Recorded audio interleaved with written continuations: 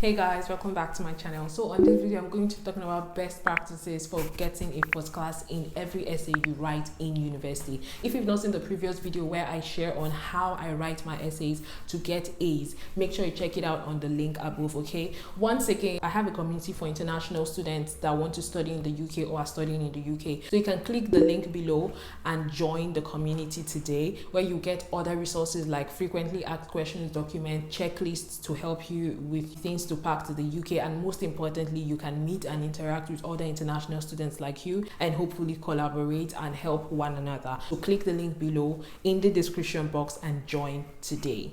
All right, let's get started. So best practice number one, stay within the word limit.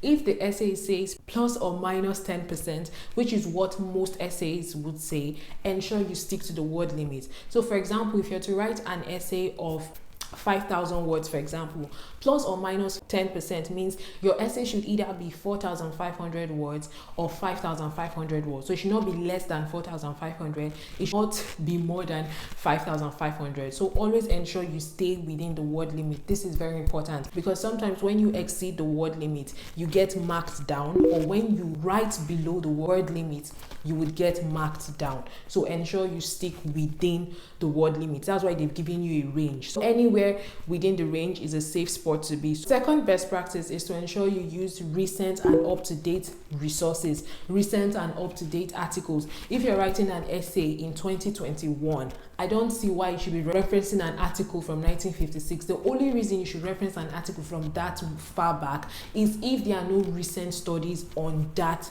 topic. But I believe that learning is continuous, so I believe that whatever field you're writing on, there would be more recent articles. Of course, you can refer to those articles from like 1950 something if they are the only resource, but my point is try as much as possible to write your references from recent resources, so maybe like at most 20 years back, except in exceptional cases, because this makes your write-up or your article more up to date. Do you get me? The third best practice is that your essay should not be descriptive. You know how we learned in secondary school that there are different types of essay: narrative essay, descriptive essay, and analytical essay. In secondary school, you did a lot of narrative or descriptive. In uni, you are required to do a lot of analytical essay. So your essay should analyze. Your essays should be critical. And when we say critical, it means you're looking at this person. So what did this person's work do? But what mistakes did they make? What did they say that doesn't quite make sense to what this other person says? How do the two merge? How do they correlate? What is the mistake this one said that someone else was able to find a solution to? So your essays need to be critical. It needs to be analytical, not just descriptive. You're not saying, so this person said this one said this, and then that's what he said, and then the other person said this. No, you're saying this person said this, however, this one said this, and I feel it doesn't agree with this. So you're being critical.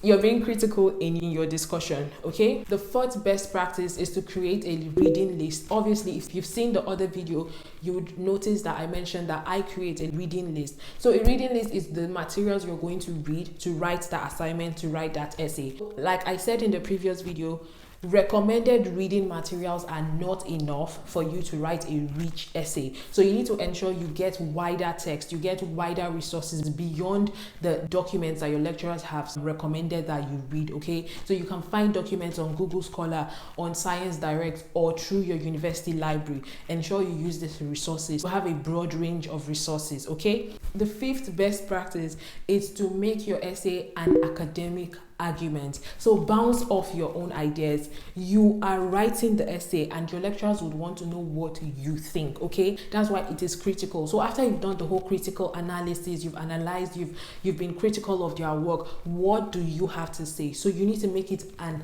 academic argument. You can be like, this person said this here, but I don't quite agree with this because it contradicts with what they said, and this one has been backed up with 10 years of research, and so on and so forth. So you need to make it an academic argument. Bounce off your own ideas. When you read all these things, what is your own idea? What are you gathering? What is your inference from all of these resources that you've read. Okay, the seventh best practice is to know your research limitation or your essay limitation. So there are a lot of assignments that you would have to do, and then you realize there are limitations to this essay, there are limitations to this research.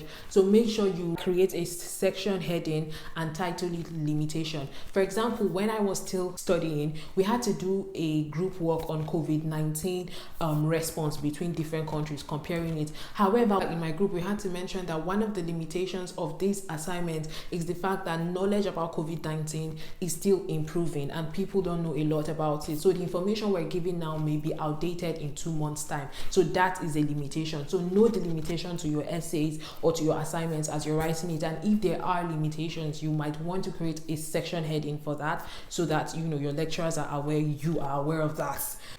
The eighth best practice, which is very, very important, is that you have a discussion section.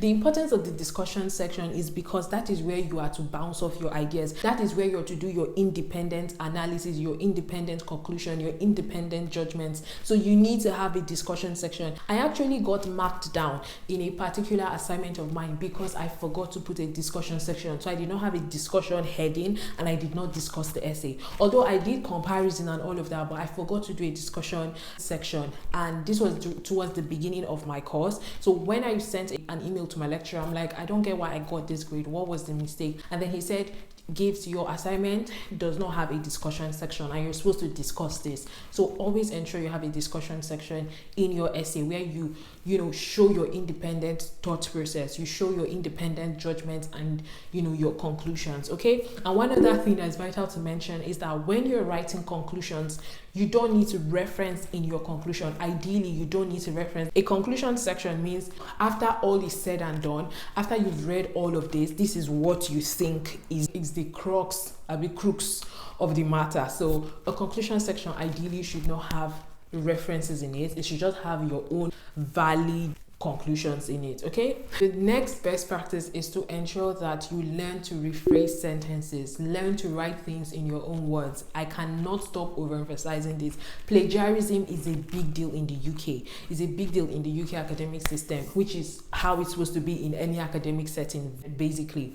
So ideally your essay should not be more than 20% similarity. It might vary for your department, so ensure you check in with your university. What is the acceptable similarity score? For my course, the similarity score was 20%. If it's more than 20%, then I might be marked down because it is too similar with other people's work. Do you understand? So ensure it is your words. Try to use your words as much as possible. Try to rephrase. One thing I do a lot is I'm always looking for synonyms. So when I'm rephrasing, sometimes I don't know what word to use to replace a particular word, and I have to be like, hey Google, what is the synonym for this? So I can rephrase the sentence entirely. So you need to find a way to do that for yourself and avoid plagiarism strike. Okay, last best practice I have is to master referencing. First of all, find out the referencing style that is in your university. I think it should be APA, but I can't be saying for all the unis in the UK. My university is APA style, so you want to ensure what style are you guys. Is it MLA? Is it APA? Check in with your uni. Take time out to master referencing, because once you're able to master this, it makes the work easier. And one great place to find resource is your university library. You can email them that, please, do they have resources on referencing, materials on how to reference? And who even knows, you might be booked with one of the librarians who will talk you through how to reference. Because for my university, I actually had like a proper workshop when we started our course on how to reference. So make sure you do this. It's going to make the work a whole lot easier. You might want to take the time out on YouTube or on a course and just learn how to reference properly. Okay, it's an investment, a sacrifice that you should be willing to make. Alright guys, I have come to the end of this video. Please do not forget to hit the subscribe button, like this video, share with other people, and most importantly, do not forget to join the community today, the CP community. Click the link in the description box, or you can follow us on Instagram at the CP community or Twitter at the CP community _. Okay, till next time guys, thank you so much for watching. Bye.